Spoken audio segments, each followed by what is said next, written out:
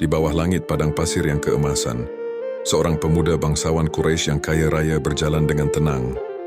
Namanya Utsman bin Affan. Ia bukan sekadar bangsawan. Ia terkenal sebagai pedagang yang dermawan, lembut hati, dan tidak pernah mengangkat suara pada siapapun. Ketika Islam datang melalui Nabi Muhammad SAW, hati Utsman bergetar hebat. Kebenaran itu seperti cahaya yang tak bisa ia abaikan. Tanpa ragu, ia masuk Islam. Maka kaum Quraisy murka karena bangsawan penting telah berpihak pada Nabi Muhammad SAW. Penyiksaan pun datang. Harta diblokir, bisnis dihambat, tapi Utsman tetap tenang.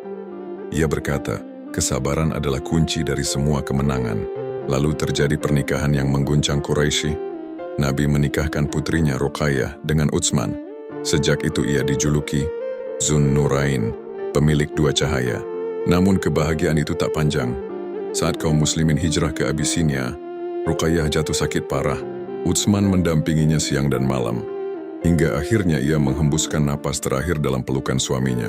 Utsman tak menghadiri perang Badar karena merawat Ruqayyah. Namun Rasulullah SAW berkata, "Engkau telah mendapatkan pahala Badar sepenuhnya."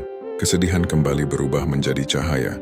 Rasul menikahkan Utsman sekali lagi dengan putrinya yang lain, Ummu Kulthum.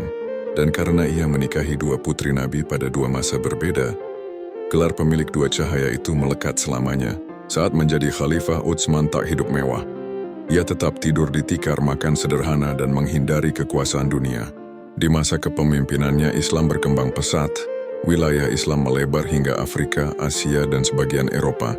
Utsman memimpin penyusunan mushaf Al-Quran yang seragam untuk seluruh dunia, agar tidak terjadi perbedaan bacaan. Ini adalah kontribusi terbesar dalam sejarah Islam, yang membuat Al-Quran yang kita baca hari ini tetap terjaga keasliannya. Namun fitnah besar datang. Orang-orang berusaha menjatuhkannya, menyebarkan kebencian dan kebohongan ke seluruh negeri. Pasukan pemberontak mengepung rumahnya. Sahabat ingin membelanya, tapi Utsman melarang pertumpahan darah di Madinah.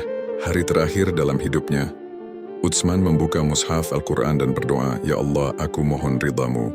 Saat membaca ayat, "Allah akan mencukupi bagimu terhadap mereka," seorang pembunuh menghunus pedangnya. Darah menetes di atas mushaf. Tapi wajah Utsman tersenyum damai. Ia wafat, syahid penjaga Al-Quran, pemilik dua cahaya.